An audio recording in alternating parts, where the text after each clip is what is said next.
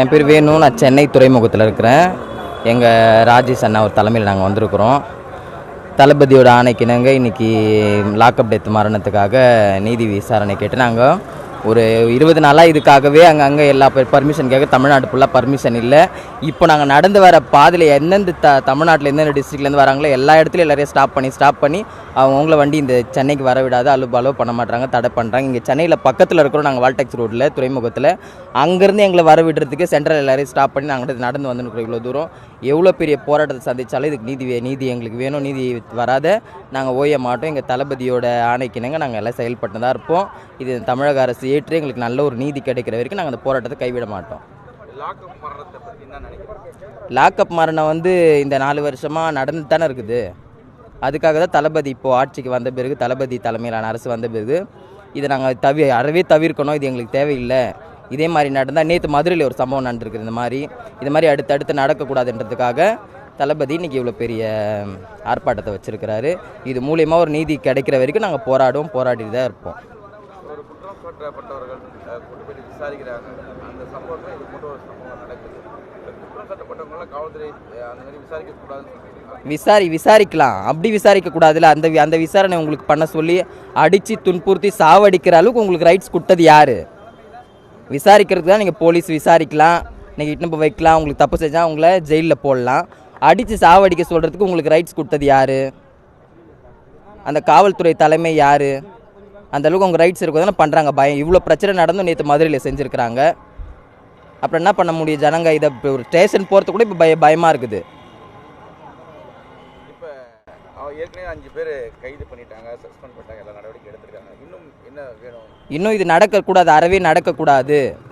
இது மாதிரி சம்பவம் இதுக்கப்புறம் தமிழ்நாட்டில் நடக்கவே கூடாதுன்றதுக்காக தான் இந்த மாபெரும் கண்டன ஆர்ப்பாட்டம் நடக்குது. முதல் முறையாக களத்தில் மக்களுக்கான களத்தில் ஒரு ஆர்ப்பாட்டத்தை நேரடியாக வந்திருக்காரு. அறிக்கைகள் மூலமாகவோ இல்லை உங்களுடைய மாநில செயலாளர் அவர் குஷியான தலைவர் நடக்கும் நேரடியாக வந்திருக்கா. இந்த காலம் எப்படி இருக்குன்னு பார்க்குறீங்க? இன்னும் எதிர்காலத்தில் தளபதி வந்தால் அது வெற்றியாக தான் இருக்கும், வெற்றி இல்லாத இருக்காது. தளபதி வந்துட்டார்ல, களத்தில் இறங்கிட்டார், இவ்வளோ பெரிய ஆர்ப்பாட்டத்தையும் ஏற்படுத்திட்டார்.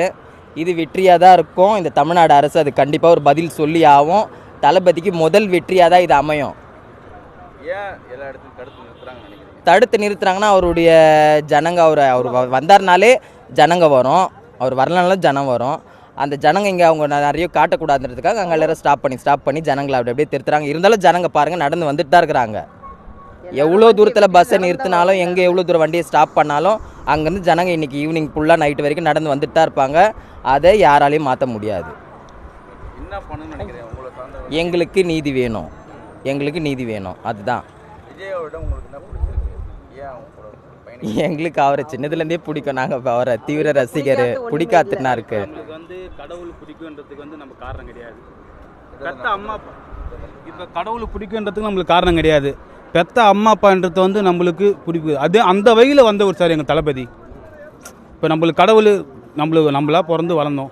நம்மளுக்கு கடவுள் பிடிச்சிருச்சு அப்படின்னும் போது அது நம்மளுக்கு உள்ளத்துலேருந்து வந்தது கடவுள்.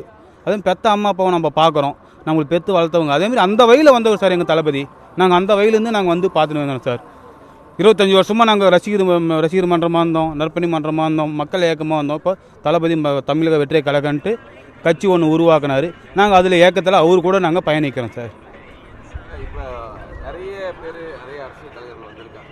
இவங்ககிட்ட என்ன எதிர்பார்க்குறீங்க? உங்களை சார்ந்தவங்களுக்கு என்ன பண்ணுவார்னு நினைக்கிறீங்க? ஒரு அரசியல் மாற்றம் இருக்கும். எவ்வளோ இது வரைக்கும் தமிழ்நாடு நடக்காத விஷயம்லாம் இதுக்கப்புறம் தளபதி வந்தால் நடக்குன்ற ஒரு நம்பிக்கை நடத்துவார்.